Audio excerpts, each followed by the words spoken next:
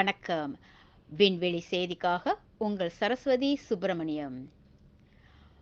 வைகாசி மற்றும் தமிழ் புத்தாண்டு கொண்டாடும் நாட்டில் உள்ள சீக்கியர்கள் மற்றும் தமிழர்களுக்கு மாட்சிமை தங்கிய பேரரசர் சுல்தான் இப்ராஹிம் மற்றும் பேரரசியார் ராஜா ஜாரித் சோபியா தம்பதியர் தங்களின் வாழ்த்துக்களை தெரிவித்துக் கொண்டனர்.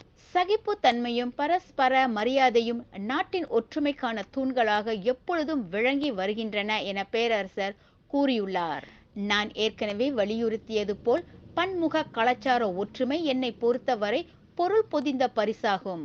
அந்நாட்டின் நீடித்த நிலைத்தன்மைக்கு இன சமய வேறுபாடுகளை கடந்த நல்லிணக்கமும் ஒற்றுமையும் மிகவும் அவசியமாகும் என அவர் குறிப்பிட்டார். வைகாசி மற்றும் தமிழ் புத்தாண்டு அப்பெருநாளை கொண்டாடும் மக்களுக்கு மகிழ்ச்சியை கொண்டு வர தாம் வாழ்த்துவதாகவும் பேரரசர் தெரிவித்தார். சீக்கியர்களின் வழக்கப்படி அறுவடை பருவத்தின் தொடக்கத்தை வைகாசி குறிக்கிறது. தமிழர் நாள்காட்டியின் முதல் நாள் சித்திரை புத்தாண்டாக கொண்டாடப்படுகிறது. விண்வெளியில் மேலும் செய்திகளை தெரிந்து கொள்ள கீழே இருக்கும் பெல் பட்டனை அழுத்துங்கள். உங்கள் ஆதரவை வெளிப்படுத்த லைக் மற்றும் ஷேர் செய்யுங்கள். தொடர்ந்து விண்வெளியுடன் உங்கள் பயணத்தை தொடர்ந்திருக்க சப்ஸ்கிரைப் செய்யுங்கள்.